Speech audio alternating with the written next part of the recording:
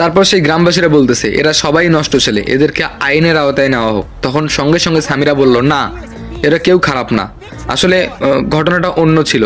এরা সবাই পিকনিক খাইতে আসছিল এখানে, আর আমি অনেক পরে আসছি, আসলে আমাদের একটা ঝামেলা আছে, ওই কারণেই আমি আসছি। তখন গ্রামবাসীরা এগুলো কোনো কিছুই মানতেছে না, ভাবতেছে আমাদেরকে পুলিশের হাতে তুলে দিবে। আমি বললাম যে দাঁড়ান, পাগল হয়েন না। তারপরে ফোন করলাম আব্বুকে ফোন করে বললাম যে আব্বু, এখানে পিকনিক খাইতে আসছিলাম, আমাদের সাথে আমাদের একটা মেয়ে ফ্রেন্ড ছিল, তো এখানে আমাদেরকে আটক করছে আর কি, তুমি একটু যদি আসতা ভালো হইতো। তখন আমার কাছে লোকেশন নিল, লোকেশন নেওয়ার পরে আব্বু 2-1 ঘন্টার পর চলে আসলো। আসার পরে গ্রামবাসীদেরকে বুঝিয়ে কিছু টাকা পয়সা দিয়ে আমাদের সবাইকে নিয়ে বাসায় চলে গেল। যাই হোক, এই ঝামেলা থেকে তো বাঁচলাম। এরপরে আব্বু বলল তোমরা ওখানে এই অবস্থার মধ্যে পড়ছো, আরও আগে আমাকে জানাতে পারতে। আমি বললাম যে আব্বু আসলে আমি ওইভাবে বিষয়টা ভাবতে পারিনি তো। যাই হোক, তারপরে আমার সবগুলো ফ্রেন্ড চলে গেল, কিন্তু সামিরা রয়ে গেল। আমি বললাম যে শোনো, তুমিও যাও, বাইরে যাও, আমি বাইরে আসতেছি, বাইরে তোমাকে বুঝিয়ে বলবো। তবে আমি কিন্তু আমার আব্বু আম্মুকে এখন আমার বিয়ের কথাটা বলিনি। তারপরে সামিরা বাইরে গেল, কিছুক্ষণ পরে আমিও বাইরে গেলাম। তবে বাইরে যাওয়ার আগে আমার আম্মু বলে মেয়েটাকে, আমি বললাম যে আমাদের একটা ফ্রেন্ড, আমি পরে কথা বলতেছি। এই কথা বলে আমি আম্মুর কাছ থেকে বিদায় নিয়ে বাইরে চলে গেলাম। বাইরে যাওয়ার পরে সামিরা, আমি, আমার ফ্রেন্ডরা মিলে একটা রেস্টুরেন্টে বসে খুব চিন্তায় পড়ে গেলাম, অবাক হয়ে গেলাম। কি একটা কাহিনী হলো। সামিরা বলল হোক, টেনশন করো না, সব কিছু ঠিক হয়ে যাবে।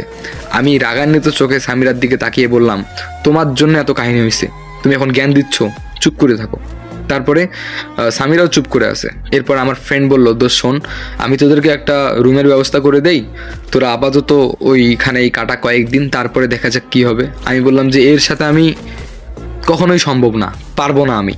তখন সামিরাও মন খারাপ করে থাকলো। তারপরে আমার আরেকটা ফ্রেন্ড বললো দোস্ত দেখ, এই ছাড়া আর কোনো উপায় নেই, দেখ তুইও তোর মতো কলেজে আসবি, ও ওর মতো কলেজে যাবে, তুই তোর বাসায় থাকবি, কিন্তু সামিরার জন্য তো একটা থাকার ব্যবস্থা করা উচিত। আমি বললাম যে ও যেখানে মানুষ হয়েছে এই কয়দিন, সেখানে যাচ্ছে না কেন, ওরা আবার এত স্বার্থপর। তখন সামিরাকে বললাম যে তোমার ফ্যামিলি আবার কীরকম, হ্যাঁ, যে তোমাকে এরকম করে ছেড়ে দিছে।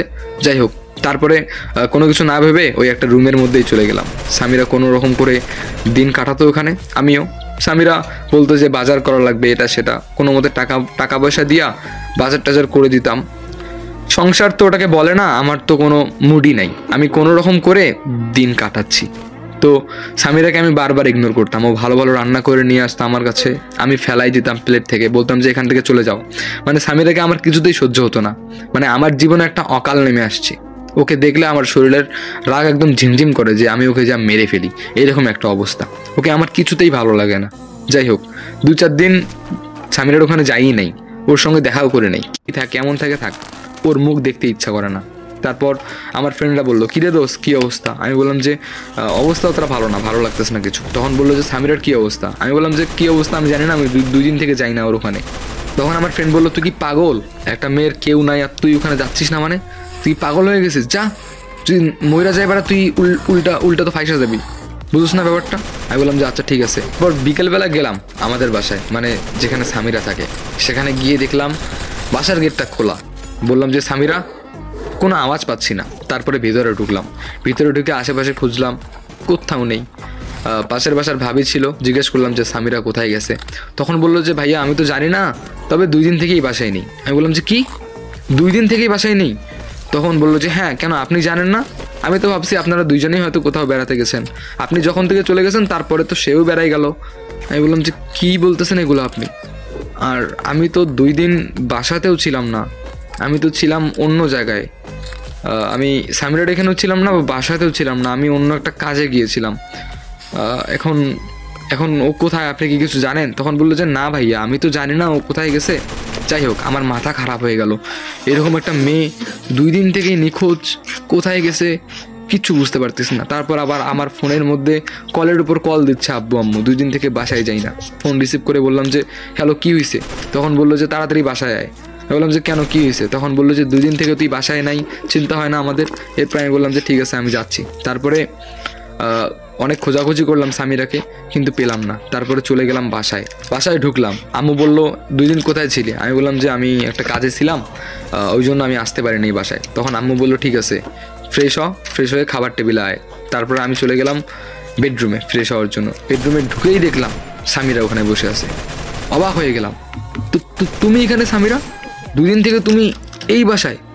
তখন সামিরা চুপ করে আসে। আমি বললাম যে তুমি এখানে কেন? তাড়াতাড়ি এখান থেকে চলে যাও, আব্বু আম্মু যদি দেখে অনেক বড় ঝামেলা হয়ে যাবে, তুমি তাড়াতাড়ি এখান থেকে চলে যাও। সামিরা চুপ করে আসছে। আমি বললাম কি হলো, তোমার কথা কানে ঢুকে না? তুমি তাড়াতাড়ি এখান থেকে চলে যাও, পিছনের গেট দিয়ে তুমি চলে যাও। সঙ্গে সঙ্গে আমার আম্মু আসলো।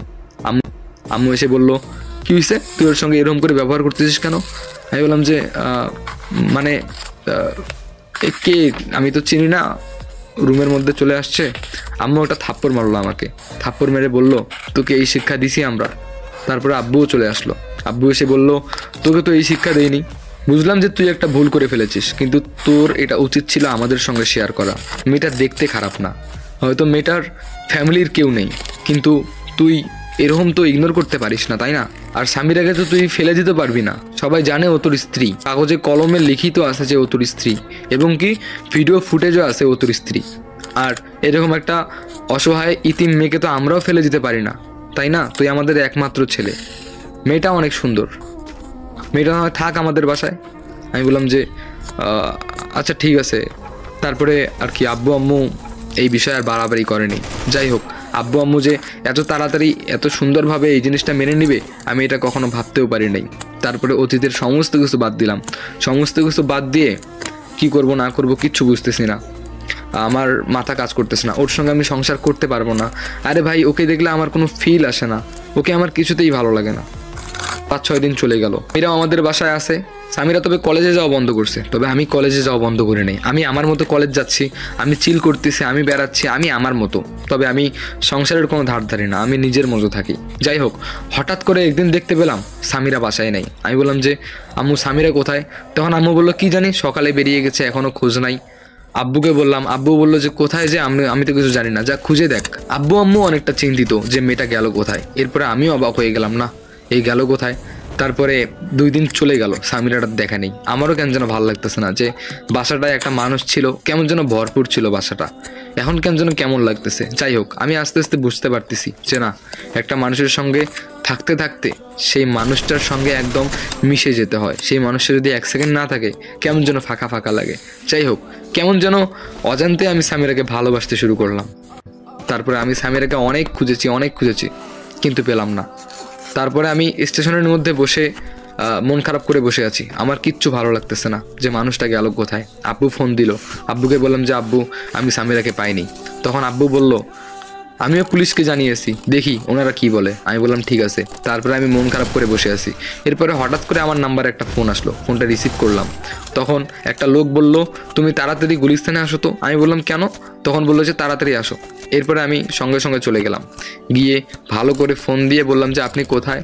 তখন একটা রেস্টুরেন্টে ডাকলো, তারপরে রেস্টুরেন্টে গেলাম, গিয়ে বসলাম। তখন দেখলাম যে সামিরা ওখানে, আর সামিরার সেই ভাইটা, যেই ভাইটা আমাদেরকে বিয়ে দিয়েছিল। আমি ওখানে সামিরাকে দেখে মানে হতবাকা হয়ে গিয়েছি, কেমন যেন নিজেকে গাছাড়া লাগছিল, কেমন যেন একটা নিঃশ্বাস ফিরে পেলাম, এরকমটা লাগলো। তারপরে বসার পরে বললাম তুমি 2 দিন থেকে বাসায় নেই, বলে যাবে না, একটা চিন্তা হয়। আব্বু আম্মু জানো কতটা চিন্তা করছে? তখনই সামিরা বলল আব্বু আম্মু চিন্তা করছে, তুমি চিন্তা করোনি? তখন আমি চুপ করে রইলাম। তখন আমি বললাম যে আসলে আই এম সরি, আমি এতদিন যে খারাপ ব্যবহারগুলো করছি আর করব না। তখন ওর ভাইয়া বলল তোমার আব্বু আম্মুকে বলেই নিয়ে এসেছি, আসলে আমারও এটা ভুল ছিল, যাকে মানুষ করেছি তাকে একদমই বাসা থেকে এইভাবে রাগের চোটে বের করে দেওয়া আমারও উচিত হয়নি, আমাকে ক্ষমা করে দিস বোন। তারপরে সামিরা বলল যে না ভাইয়া সমস্যা নেই। আমি বললাম যে আব্বু আম্মু জানে? তখন ওর ভাইয়া বলল যে হ্যাঁ তোমার আব্বু আম্মুকে বলেই নিয়ে এসেছি। তারপরে হঠাৎ করে আমার আব্বু ফোন দিল, ফোনটা রিসিভ করলাম। তখন আব্বু বলল দেখলি তো কেমন লাগে। এরপরে আমি ফোনটা রেখে দিলাম, দিয়ে উঠলাম, সামিরাকে নিয়ে আমি বাসায় যাচ্ছি একই রিক্সায় বসে। সামিরার মতোই অন্যদিকে তাকিয়ে আছে, আমার আর ভালো লাগতেছে না। তারপরে আস্তে করে সামিরার হাতটা ধরলাম, ধরে বললাম I am sorry, I love you. তখন সামিরা অবাক হয়ে গেল। তারপরে রিক্সার মধ্যে আমার কাঁধে মাথা দিল। এরপরে আমরা সুন্দর করে বাসায় ফিরলাম। আসলে মানুষ যে অজান্তেই কখন কাকে ভালোবেসে ফেলে এটা মানুষ বুঝতেই পারে না। যাই হোক, তো বলুন গল্পটি কেমন লাগলো? আশা করি গল্পটি অনেক ভালো লেগেছে।